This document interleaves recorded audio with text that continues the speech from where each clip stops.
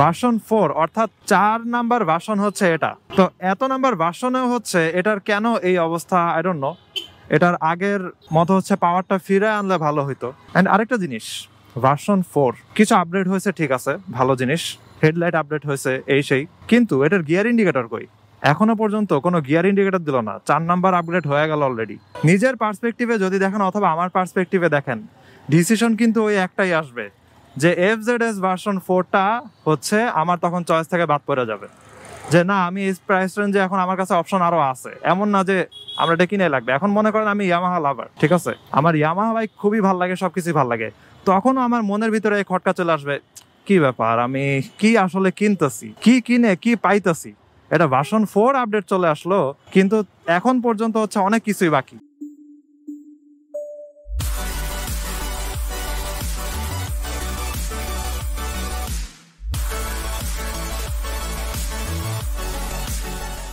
এই what is going on everyone, সবাই কেমন আছেন? এখন আমি আছি হচ্ছে আবানিমাট, মাত্র পার হয়ে আসলাম ওই সাইড থেকে। এখন সোজা হচ্ছে ধানমন্ডি লেকের দিকে চলে যাব। আমার জার্মান ক্লাস হচ্ছে 4টায়, এখন মোটরসাইকেল ঘুরতে বাজে 4:12। অনেক লেট হয়ে গেছে, তাই তাড়াহুড়ো করে যাচ্ছি। এবং যেতে যেতে একটা জিনিস নিয়ে কথা বলবো আমি।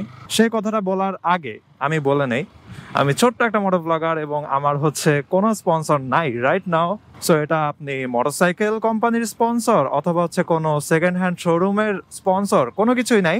আমি কোনো কোম্পানির হয়ে রাইট নাও কোনো কথা বলবো না এবং কথা বলিও না। আমি সবসময় হচ্ছে অনেস্ট রিভিউ করার ট্রাই করি। তো ওই দিক দিয়ে হচ্ছে আমি অনেস্টলি বলতে চাই, এই 2024-এ ইয়ামাহার FZS ভার্সন 4টা কেমন হবে।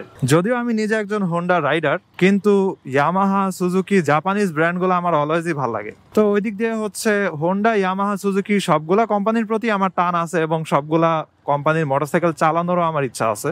এবং ফিউচারে যদি আমি বিদেশে যাইতে পারি, আমার ইয়ামাহা R6, তারপরে হচ্ছে সুজুকি GSX-R 600 1000, দেন হচ্ছে হোন্ডা CBR এর যে ফায়ার ব্লেডটা আছে, এগুলো সবগুলোই হচ্ছে চালায় দেখার ইচ্ছা আছে। তো কোনো জাপানিজ ব্র্যান্ডের উপরে আমার কোনো বিদ্বেষ নাই, কিচ্ছু নাই। এবং প্রত্যেকটা ব্র্যান্ডই আমার ভাল লাগে এবং তাদের মোটরসাইকেল গুলাও জোস। ইয়ামাহা FZS ভার্সন 4 বাংলাদেশে লঞ্চ করলো জাস্ট কাল পরশু। এই মোটরসাইকেলটা 2024 আপনার হচ্ছে কিনা উচিত হবে নাকি, অথবা এটার প্রাইস রেঞ্জে এটার থেকে বেটার কোনো কিছু আছে নাকি, ওই জিনিসগুলো আমি বলবো। এবং এটা যদি আমি বলতে নেই, তাহলে ইউটিউবে বড় বড় যে মোটর ব্লগাররা আছে তাদের ভিতরে মিজু ভাইয়ের কথাগুলো আমার ভালো লাগছে, নেক্সট গিয়ারের। সো উনি হচ্ছে একটা মোটামুটি অনেস্ট টাইপের একটা কথা বলছে এই মোটরসাইকেলটা নিয়ে। জিনিসটা হচ্ছে মোটরসাইকেলের দামটা সবাই বলতেছে যে বেশি হয়েছে, এবং আমার কাছেও মনে হচ্ছে এটার দাম বেশি হয়েছে। সো যখন মিজু ভাই ভিডিও করছিল তখন দামটা পাবলিশ হয় নাই, সে হয়তো জানতো কিন্তু বলে নাই, কারণ হচ্ছে তার আগের দিন ভিডিওটা করছিল আর কি।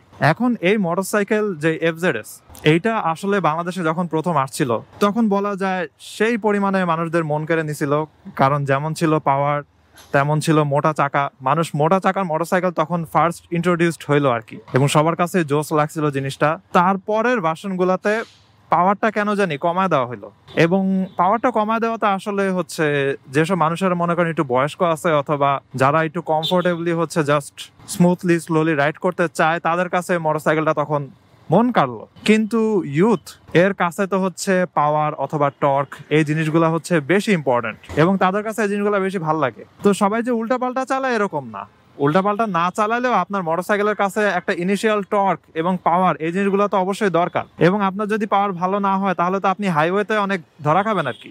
কিন্তু এই মোটরসাইকেলটার মাত্র হচ্ছে 12 হর্স পাওয়ারের বিএইচপি আর কি, 12 বিএইচপি এর কেন এখনো রাখা হয়েছে আই ডোন্ট নো। ভার্সন 4 অর্থাৎ 4 নাম্বার ভার্সন হচ্ছে এটা। তো এত নাম্বার ভার্সনেও হচ্ছে এটার কেন এই অবস্থা আই ডোন্ট নো। এটার আগের মতো হচ্ছে পাওয়ারটা ফিরে আনলে ভালো হইতো। অ্যান্ড আরেকটা জিনিস, ভার্সন 4 কিছু আপডেট হয়েছে, ঠিক আছে, ভালো জিনিস, হেডলাইট আপডেট হয়েছে, এই সেই, কিন্তু এটার গিয়ার ইন্ডিকেটর কই? এখনো পর্যন্ত কোনো গিয়ার ইন্ডিকেটর দিল না। 4 নাম্বার আপগ্রেড হয়ে গেল অলরেডি। এবার আমি যদি আশেপাশের কোম্পানির কথা বলি, মনে করেন সুজুকির এসব প্রাইস রেঞ্জে যে মোটরসাইকেল গুলো আছে, তাদের ABS ভার্সনের যেগুলো আছে, ওগুলো কিন্তু গিয়ার ইন্ডিকেটর সবকিছুই আছে।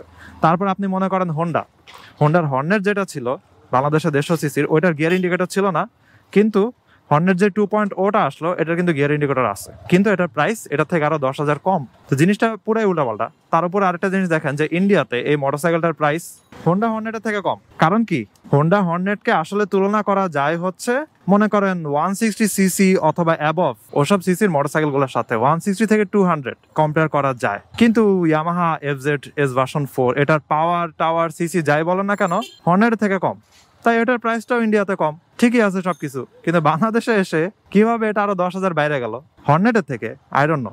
এবং right now bike BD group, যে গ্রুপই বলেন না কেন মোটরসাইকেলের, সবচেয়ে বড় আলোচনার বিষয় হচ্ছে এই জিনিসটাই। তারা হচ্ছে স্পেসিফিকেশন গুলো সব পাশাপাশি রাখছে, রাইখা বলে যে কেমনে এটার দাম বেশি হইতে পারে। সো এই ডিসকাশন কিন্তু লজিক্যাল, একদম ভ্যালিড ডিসকাশন। আপনি এটারে হচ্ছে উড়াই দিতে পারবেন না যে একটা মোটরসাইকেল যেটা ইন্ডিয়াতে হচ্ছে দাম আরো হর্নেটের থেকে কম, ওটা বাংলাদেশে দাম হর্নেটের থেকে বেশি, তাও আবার পাওয়ার টাওয়ার সবকিছু দিক থেকে হচ্ছে হর্নেটের থেকে কম, তাহলে কেমনে এটা হইলো? এখন এখানে একটা জিনিস যে হর্নেটের অনেকে বলতেছে যে প্লাস্টিক কোয়ালিটিটা একটু খারাপ, এই জন্য আরো 10,000 কম হলে ভালো হইতো আর কি। এখন FZS আপনি মনে করেন 2024-এ কিনতে চাচ্ছেন, ঠিক আছে, তো ভার্সন 4টা আসছে, আপনি দেখতেছেন সে যে প্রাইস দেখলেন এই সেই। কিন্তু আমি যদি আমার নিজের অপিনিয়ন বলি, মনে করেন 2024-এ আমার এখন মোটরসাইকেল কিনতে ইচ্ছা হয়েছে, এখন মনে করেন আমার কাছে বাজেট আছে 2.5 লাখ থেকে 3 লাখের মধ্যে, তাহলে আমি কি করব, মোটরসাইকেল গুলো দেখতে যাব যে কোনটা কোনটা ভালো আছে এরকম। সো মনে করেন সুজুকির দোকানে গেলাম, ওখানে যাওয়ার পরে দেখবো যে জিক্সার FI ABS আছে সেই প্রাইসের ভিতরে, যদিও জিক্সারের 250 আনা উচিত, আমি জানি না কবে এটা আসবে। হায়ার সিসি মোটরসাইকেল গুলো সব আসা উচিত, তাহলে কম্পিটিশন আরো বাড়বে। তারপরে মনে করেন আমি হোন্ডার দোকানে গেলাম, ঠিক আছে, যাওয়ার পরে দেখলাম যে ভালো পাওয়ারের ভিতরে এক্স ব্লেড, তারপরে হচ্ছে ওদের হর্নেট 2.0 চলে আসছে, তো এই জিনিসগুলো আছে, ভাল লাগলো। তারপরে সিভি আছে। কিন্তু আমি ইয়ামাহার দোকানে গেলাম, অলমোস্ট 3 লাখ একটা মোটরসাইকেল, ঠিক আছে, সাসপেনশন অনেক স্মুথ, চালাইতে অনেক মজা, মোটা চাকা, এভরিথিং ভাল লাগতেছে, কিন্তু পাওয়ার খুবই কম। আমি ওভারটেকে কনফিডেন্স পাইতাছি না। এটা শুধু আমার কথা না, এটা হচ্ছে যারা চালায় তাদেরও এই কথা, কেউ কনফিডেন্স পাইতেছে না। গিয়ার ইন্ডিকেটর নাই। তারপরে আমি আবার হর্নেটের পাইতাছি USG সাসপেনশন আপসাইড ডাউন, তার উপর আমি স্লিপার ক্লাস পাইতেছি। তাহলে এবার চিন্তা করেন, আপনি নিজের পার্সপেক্টিভে যদি দেখেন অথবা আমার পার্সপেক্টিভে দেখেন, ডিসিশন কিন্তু ওই একটাই আসবে যে FZS ভার্সন 4টা হচ্ছে আমার তখন চয়েস থেকে বাদ পড়ে যাবে।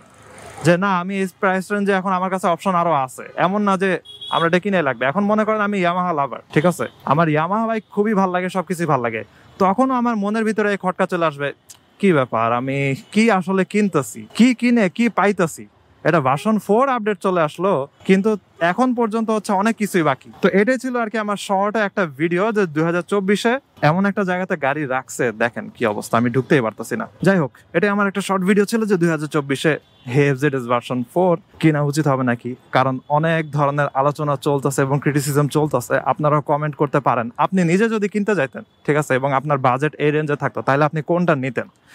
যাই হোক, আজকে ভিডিও এখানে শেষ করে, hope you guys like this video and if you're watching me for the first time you can kindly subscribe. তো see you next one, সবাই ভালো থাকেন, সাবধানে রাইড করেন, টাটা।